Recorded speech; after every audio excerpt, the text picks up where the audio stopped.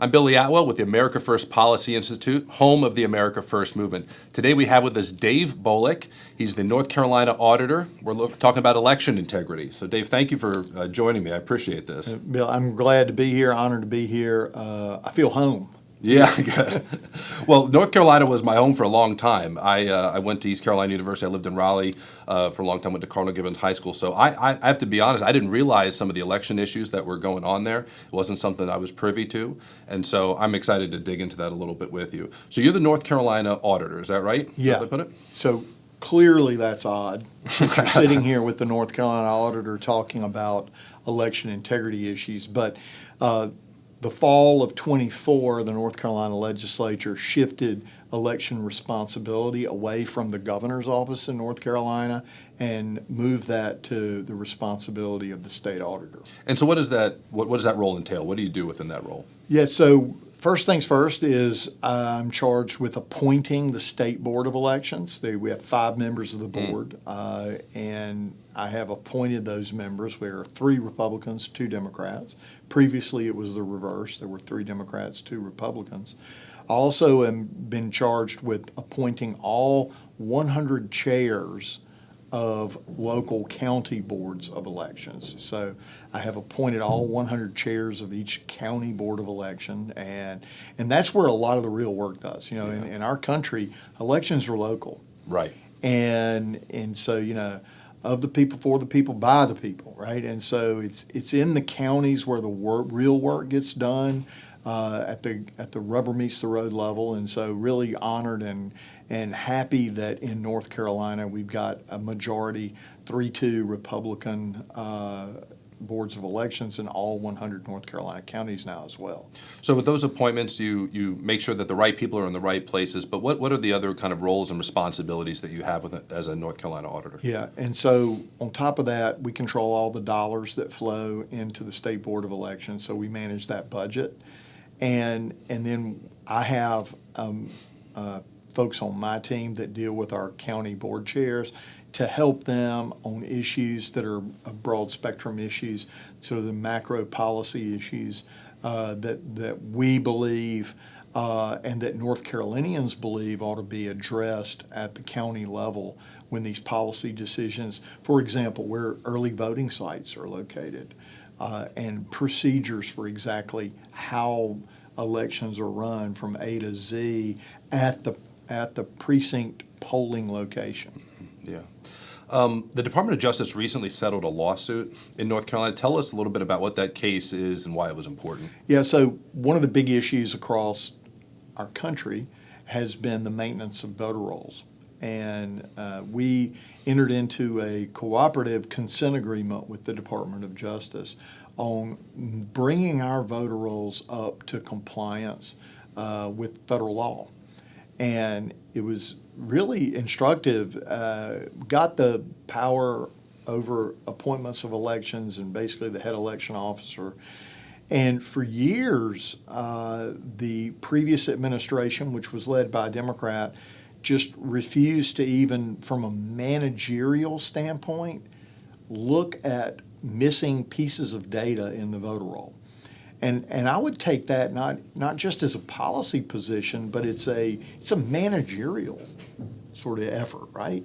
You know, if you're not running an election and you work for the Board of Elections, seems to me that one of the things you ought to be doing is maintaining your database. Right. It seems like maybe the most fundamental responsibility. Right. And so I've talked about that from the very beginning is that that's a managerial thing.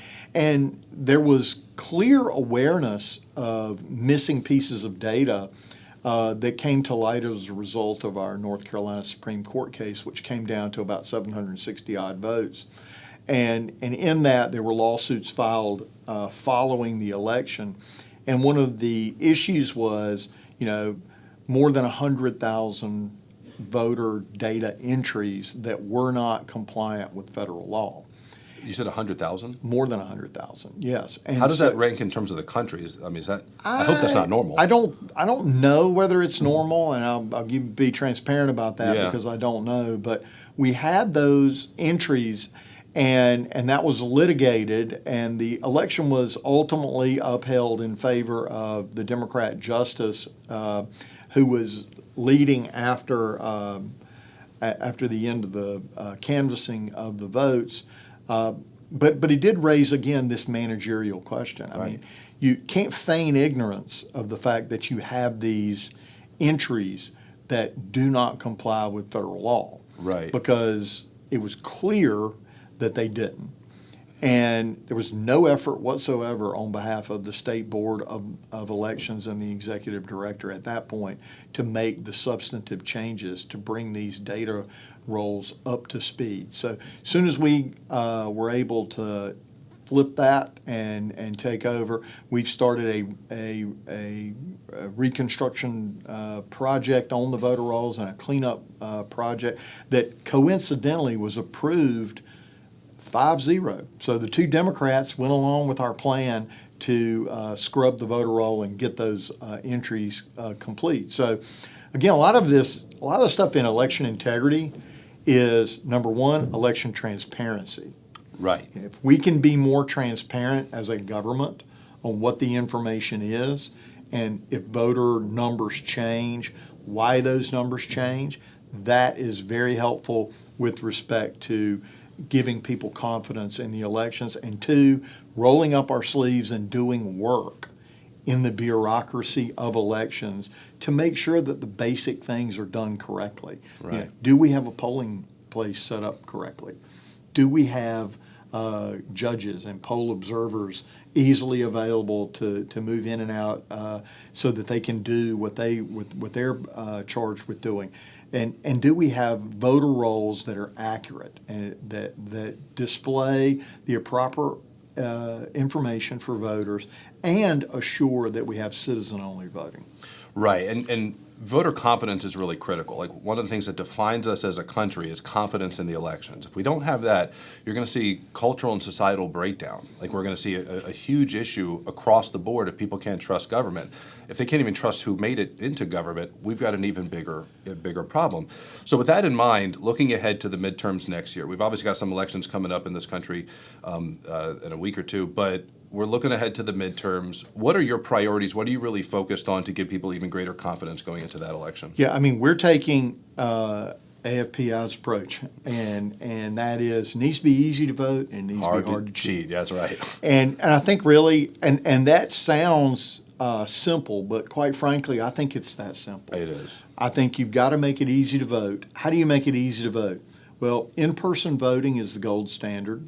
So we've got to have plenty of access to early voting sites, and precincts need to be easily accessible. Mm-hmm. We also need to make it hard to cheat, and so in North Carolina we're going to be establishing, like in Florida, a division of election crimes so that the public knows that our State Board of Elections is looking into election crimes. Now, a lot of these things get prosecuted in Florida. For example, I use Florida.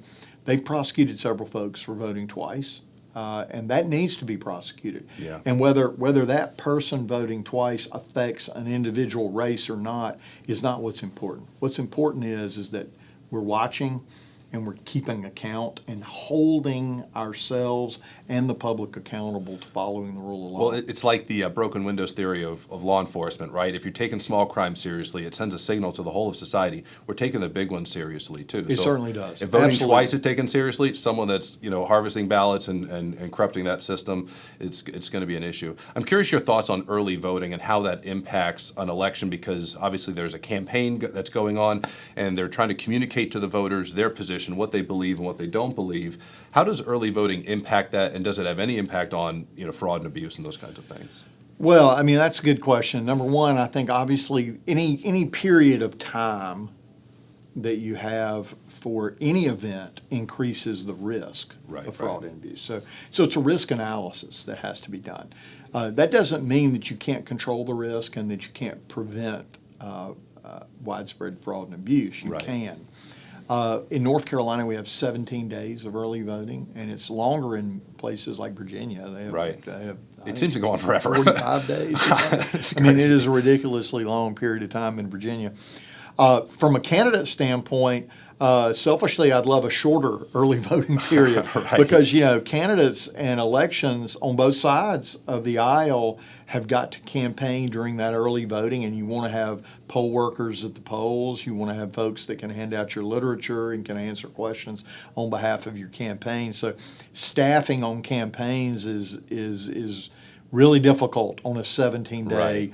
early voting period. I don't think we're ever going to go back to one-day voting. I'm not saying I'm against that, but I don't know that is Be an going incremental to approach happen. at best if that happens. Yeah, and I do think in North Carolina, 17 days to me is probably a little too long.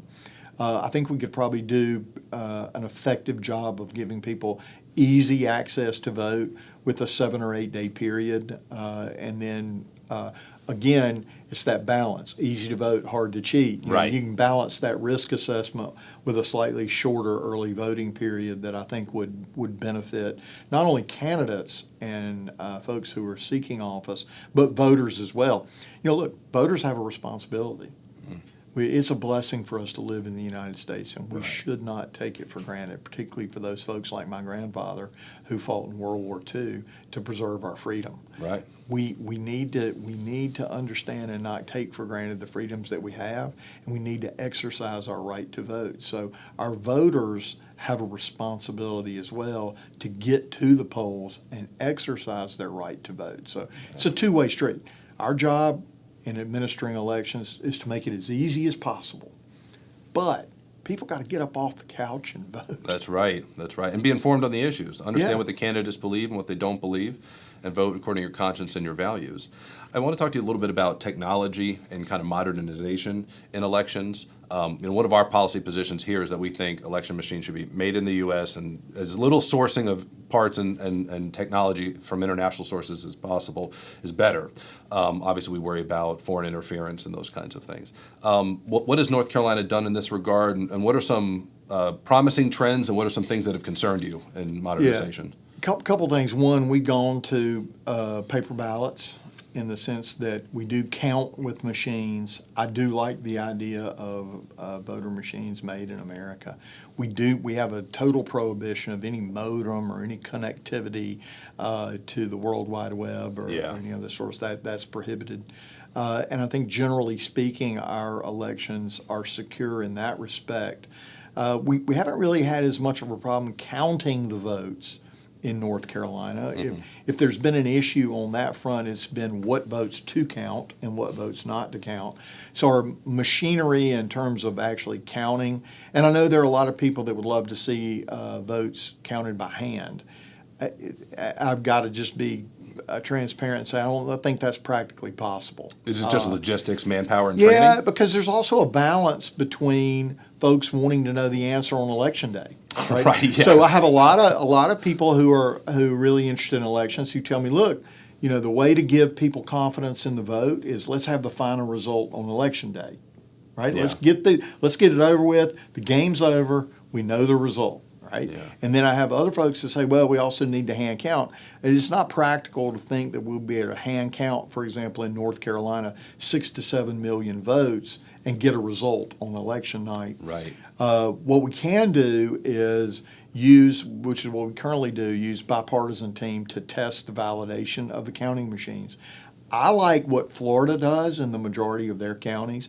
I like an independent audit of the election through a different system to audit those results, because sometimes you get what we call undervotes and overvotes. An undervote is where you might have a race, a contest, for example, that is that a person doesn't vote in for whatever reason, and that ballot would pop up on an audit, so you could double check to make sure that was the intent of the voter in that case.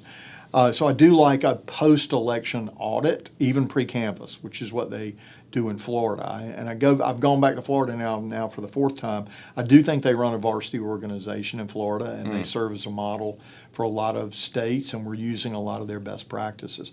The other point I would make on data is that is modernization of the data rolls and the voter rolls. Ultimately, it is a database. And the more modernization we can put into our voter rolls, the easier it's going to be to do things like confirming residency, confirming citizenship, and updating these voter rolls with a more nimble computer system. And that's going to require some work. We're in the process in North Carolina of going through the process. And what I've decided to do in my capacity is to issue what's called an RFI, a request for information. I want anybody and everybody who has an opinion or an interest on what a data system in elections in the state of North Carolina should look like and should accomplish in order to give people confidence in their vote.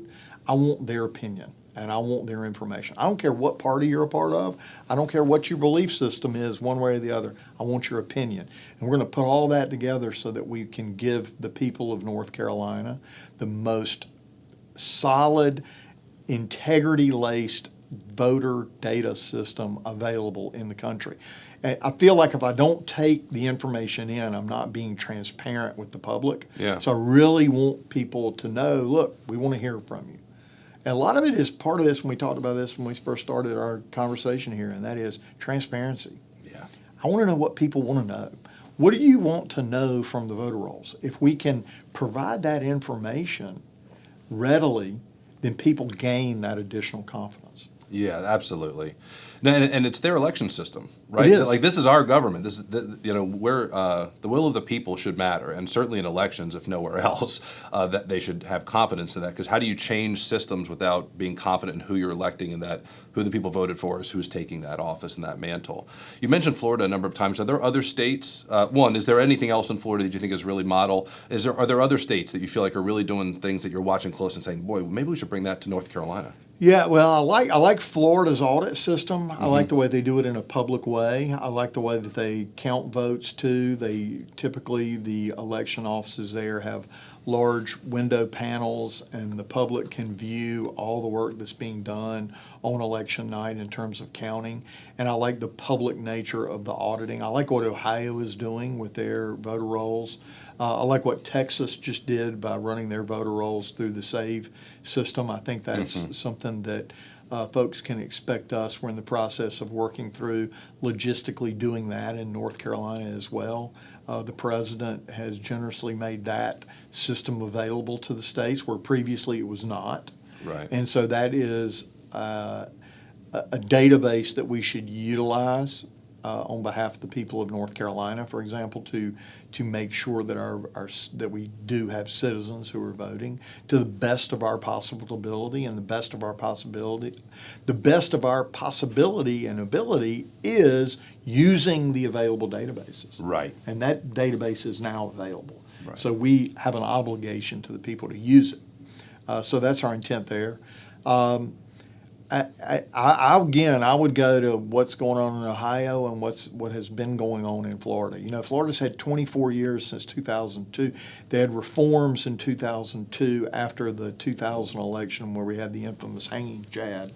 Yeah. And so they've had now 24 years of really honing down into election processes. And I've told this story. Cord Byrd is Secretary of State of Ohio, Republican. Went and visited with him and his team, and he sent me to Leon County, Florida, which is Tallahassee, to meet with the elections director. And in full transparency, again, I'll use that word again, I really put two and two together. I went in, and the gentleman, his name is Mark Early, and went in, and he took me on a tour of his facility and showed me their processes, their procedures, showed me the post-election audit process, the whole deal. And when we went through the audit process, it sort of hit me in the face. This guy's an elected Democrat. And if I had videotaped my entire encounter in Leon County, Florida, on their election integrity efforts and played it for folks in North Carolina, they would have sworn he was an elected Republican. Well, you'd hope, if nothing else, there's bipartisan interest in this issue. There should be. There absolutely should be, because voting is what this country is built on. It is sacred to us Yeah. as a people and to our culture. And it really should be a bipartisan and integrity in the system and following basic law and taking common sense approaches to making sure that citizens vote and that people vote once and their vote is counted once Yeah. and that people have transparent confidence in the way their system runs. That really should be a bipartisan issue. The sense I got in Florida is they're running a varsity organization there and getting it done. So I look at that and say, why am I going to reinvent the wheel in North Carolina? Yeah. Let's go take some best practices from Yeah. both Florida and Ohio and put them to work on the ground in North Carolina. It is the beauty of the federalist system that we have different states that operate differently, right? These are prudential issues. There's no perfect way to run an election, but you can see how others have done it, what's worked for them. You know, one state might not be enough like North Carolina for their system that works for them to work for you, but at least you're observant and seeing what's happening. One area of a lot of interest for people is the issue of we've had tens of millions of people come across into the United States illegally. And some states are able to get driver's licenses and benefits and things which confuse the system when they go and they try to vote. And so what confidence do you have that North Carolina is moving in the right direction to ensure that illegal immigrants are not able to place a vote and have it counted? I've got great confidence that we're moving in the right direction. One of our jobs over the coming months, particularly prior to the midterm elections, will be to scrub these voter rolls, to make sure that citizens are voting. And through the unique setup with the state auditor being in charge of elections, I think we've got I'm confident we have the resources to utilize the databases available not only on the government side, but potentially commercial databases to assist us to make sure that our voter rolls are as clean as humanly possible. Commercial database, what is that? Well, I mean, there are databases, there are credit bureaus that have lots of data. They know where a lot of people are, right? I would like to exhaust the government databases first, but I'm certainly not against, and I would like our board at the state level to take a look at the utilization of commercial databases where it makes sense. But I think the more data we can get to again, with the point and the purpose of giving people confidence in the voter rolls, the more the better. Yeah. And with modern technology, a lot can be done. And we see that on the audit side with the use of artificial intelligence. Yeah, I would imagine. Now, the Division of Accountability, Value, and Efficiency, acronym is D.A.V.E. Is there any coincidence there, or is that you? Well, they say that this is a piece of legislation that our legislature passed, and the governor signed. We have a Democrat governor. He signed the piece of legislation, and it doesn't really give our office any additional authority, but what it does do is it sets us on a predefined mission of efficiency and accountability across state government. And so it's our version of efficiency. We're going to be data-driven on it, and we've already begun the process. We've started with reviewing every state employee and every state employee position and asking that question, what type of return on investment are we getting for this particular position? And I'm taking the approach of there may be situations where we as a state in North Carolina are not investing enough because there may be areas, we have 350 people a day moving into the state of North Carolina. So there may be instances like, for example, our Division of Motor Vehicles, where we're not delivering the customer service that our people expect and deserve. So do we need to take a hard look at investing additional resources into that particular program? And we did do a fairly comprehensive audit of our Division of Motor Vehicles and why it takes so long to get a driver's license in North Carolina. And one of our recommendations was to invest in some additional license examiners. Now, there is an example of a state public servant who really actually completes a necessary task that we need, right? A driver's license, a real ID. To get on the airplane, to get up here to Washington, D.C. from North Carolina, I needed to show my real ID. Yeah. We need to be able to get that to folks. We need to get our 16-year-olds driving so parents can go back to work in many instances and not have to be the taxi driver of our kids. So that's a customer service thing where we can look at investing. On the other hand, we've got to be courageous enough to look at some of these state agencies that may have run their course and say, they're really not providing the type of return on investment that we need in the year 2025 and beyond. So we need to go ahead and consider cuts there. And so we're prepared to do both. That's great. That's very good. Is there anything else that, about North Carolina election integrity and the work that you're doing that you'd want to share that I didn't ask about? Yeah, I mean, I think one thing I would say, back to elections, I think if we keep it simple with the value proposition of easy to vote, hard to cheat. And I keep going back to that, and that is, you view everything through that lens, I think you can make real progress. On the audit side of the house, our job is to hold government accountable at all levels. And you mentioned it earlier today, and that is, why do we need to do that? Well, the reason we need to do that is because trust. If we lose trust in our government, our way of life disintegrates pretty quickly. And we've got areas of our state in North Carolina and areas across our country where there's been an erosion of trust, whether it's in our big city mayors, right, or in some of our activist attorney generals, there's a lack of trust there. And so one of the jobs of the State Auditor's Office and mission that we've taken on is to bring accountability and trust back to government by letting people know exactly how their money is being spent and exactly what type of return on investment they're getting for their tax money. And that's fundamental to public trust, and it's fundamental to the stability of our government. This nation continues because people trust that if you don't like who's in, you can vote them out. But if people feel like no matter what you do, the same people end up in office or my vote won't matter, that's going to erode, and it's going to cause a lot of problems. And we've seen that happen at times, but you're doing great work. Thank you for joining us here at the America First Studios. Thank you for the work that you do. So if you want to learn more about election integrity and any of the other public policy issues that we handle here at the America First Policy Institute, go to americafirstpolicy.com. Thank you.